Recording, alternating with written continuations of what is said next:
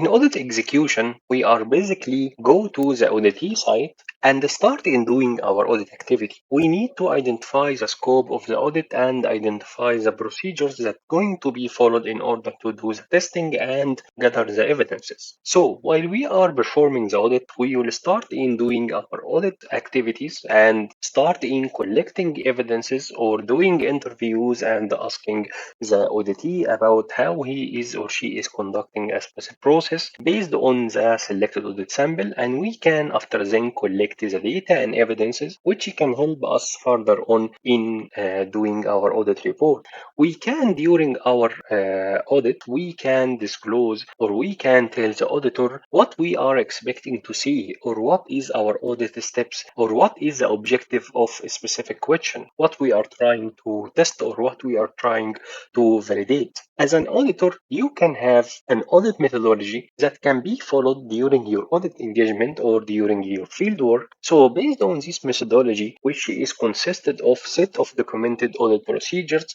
you can achieve the audit objectives. So in audit program, you can follow the audit program, which is consist of the different types of audit procedures, which can help you at the end in achieving the objective, and it can also give you information about how to gather the specific evidence, what is the script needed, or what is the command line required, or what is the best step that can help you in gathering the evidence. So after gathering the evidences and gathering the data, you can evaluate the control or evaluate if this process is conducted in an effective manner or not. You can collect these evidences and document it along with your observation. And finally, you do your audit or you create your audit report. And when you create the audit report, you will start first by releasing your draft report, which need to be discussed by the executive management or the line management for the process that has been audited or as observations. And after agreeing and gain the consensus of the auditee about what is written inside the report and agree on the follow-up activities, you can issue your final report and send it to the management or the audit committee. And during the submission of this final audit report management, you may follow the submission of report by a presentation and explain to management what are the major findings and what is the recommendation or the follow-up plan that's going to be followed. So usually in audit, we find or we discover findings and non-conformity, and we need to evaluate what is the impact of these non-conformities, and based on this impact, we can prioritize the response or prioritize these non-conformities from the higher critical level to lower critical level, and we can create our follow-up plan based on that. So what is the follow-up plan? Follow-up plan is simply an action items that need to be closed by the auditee, and we can validate with the auditee after 1 month, 2 months, 3 months if they already closed these gaps or addressed this or not. So follow-up activity should be done to ensure findings has been closed or not. And remember, during the audit engagement and during the contract, if we are talking about independent audit, the audit agreement could include follow-up activity or could not include follow-up activity. So it is not necessarily to be found in every audit, but again, it will be dependable on the sort of agreement or contracting performed with the auditor auditing firm. So during the audit, you need to take care that all audit findings should be reported. So you are during the audit found some problem or found some weakness or gap or misconfiguration, and auditee solved this issue. You need to mention in your report that you have discovered it while you are inspecting the system. Although the auditee solved this problem, but you need to transfer this information to the management. However, if the audit managed to fix this issue, or if the auditee managed to fix the issue, you can mention in a side note in your report that the auditee handled this finding and already fixes this issue.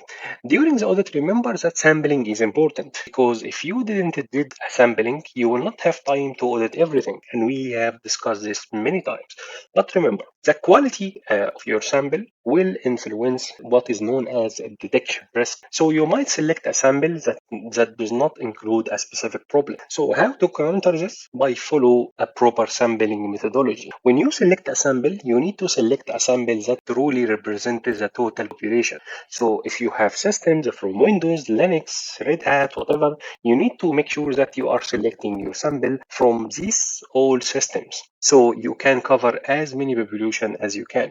When you collect evidence should be collected during the test process, and evidence should be reliable. You need to make sure that these evidences has been collected in a proper way and has been transferred to you over a secure way as well, to make sure these evidences are very reliable. And by the way, the best type of evidence is the evidence that has been collected by the auditor him or herself, because this evidence will not be something that can be challenged after then. And one also of the criteria of the good evidence is that the evidence is generated from a system. It is not a handwritten evidence or not an evidence that is ineditable or in a text file that can be edited. So it is better to have an evidence that is generated from a system.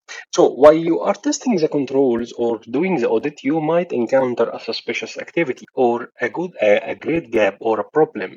So in case of suspicious activity that can lead to losing money or getting breached in the organization, like when the auditor has been inspecting a specific system, he or she found a virus. In that case, auditor should communicate this to the audit management for further investigation or audit management. So audit management can do scanning, antivirus scanning, and remediate the system before the problem become bigger.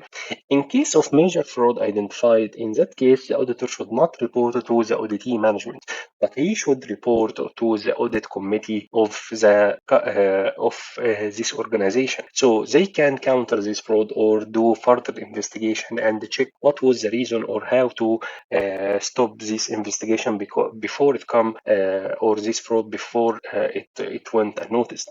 If a finding is related to some let's say scandal or require legal authority reporting, in that case auditor need to consult the legal advisor of the audit firm for further assistance. So this need to be considered while you are doing your audit.